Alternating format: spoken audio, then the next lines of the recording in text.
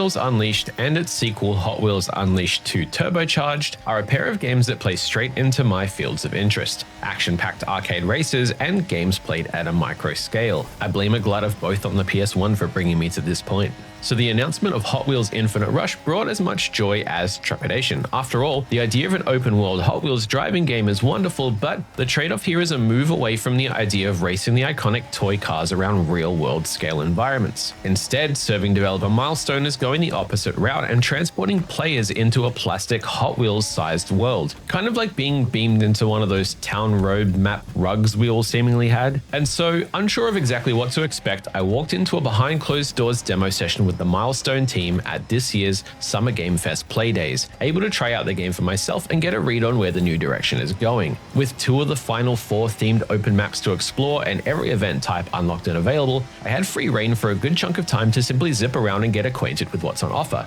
By the time my session had come to an end, I could barely be made to leave. Kicking off in Wheelswood, Infinite Rush's standard sort of metropolitan city area, I got my bearings in some of the game's speeder-type cars. There are 4 distinct classes of Hot Wheels vehicle to drive here with their own performance profiles and suitability for different activities. Speeder is your baseline racing car built for going fast. Drifter is for those who love to show off, Versatile is a jack of all trades, and Titan vehicles are big, bulky, and ready to brawl. Roaming around the map, the immediate descriptor for Infinite Rush that comes to mind is my first Forza Horizon. The streets dotted liberally with markers to start driving events from, checklist items and collectibles to find, and rival races to challenge for their vehicles. I tracked down a regular race event first, which, as with all of them in the game, takes place on a track built right within the open world map. If I came into this demo with any real concern, it was that much of my experience with the Unleashed games has been marked by a surprisingly high level of challenge. And while a preview build of an in-development game isn't the best measure to take, right away I got the impression that the enemy AI has been toned down somewhat here, even on the higher level versions of the races I was picking. I asked the Milestone team on site and got the confirmation that they've been well aware of the feedback around difficulty and are balancing Infinite Rush to feel much more fair at its baseline. Phew, it's tough to make a direct comparison without playing them side by side, but Infinite Rush's toy cars handle much the same as I remember of the Unleashed games, if maybe a little grippier and more forgiving through turns. That could also be a result of the track designs themselves, which are often more traditional than the plastic Hot Wheels tracks of old with their death-defying twists and loops, though those still do appear, thankfully. The team tells me that playing more into the conditions of actual roads and urban environments in different terrains has certainly resulted in new approaches and courses that offer a different feel to what's come before. Now, I love a good photo mode in a game, so on moving across to the second available map in this preview, called Gearville, I floored it straight to a nearby tourist event marker. In these challenges, you're tasked to take a photo within a defined area, and typically with certain subjects in the shot. In my case, I had to take a photo that included both a huge rock formation and a specific vehicle type. I wasn't using the correct vehicle at the time, but thankfully you can swap them out from a menu at any point, though not during an ongoing event. So once I'd sorted my ride and gone back in, the resulting photo wound up looking great. The toy-like world is really a lot of fun to try and capture. With that done, I spent whatever time I had left just zooming around this second area, taking in the sights and enjoying the destructibility of just about every non-foundational object in sight. But my leisure time was interrupted by the sighting of a Daredevil. These are highly special vehicles that roam the 4 maps and goad players into challenging them with the ultimate prize of adding that car to your collection. Unfortunately, I was still rocking the Titan vehicle I'd used for the photo challenge, so I was ill-prepared for a street race, and this particular Daredevil managed to slip away. Once again, the true joy in the vehicle selection here is admiring all of the authentic Hot Wheels detail, right down to the scratches, scuffs, and plastic seams. There's still plenty of opportunity for visual customization here with liveries and even sound and particle effects, as well as performance tweaks through different perks that offer boons but also potential trade-offs. A track editor also returns, this time around with the option for full-on terrain deformation, which sounds very exciting, though I wasn't able to check it out for myself in this session. A game like this is tough to truly analyze from one short preview given the sheer enormity of places to race and things to do, but I had so much fun even in this small amount of time that I'm absolutely raring to play more. Out of everything I checked out during Summer Game Fest Playdays, this is the one I'm most anxious to get back into as soon as I can. Thanks again to the Milestone team for having me and showing me Hot Wheels Infinite Rush.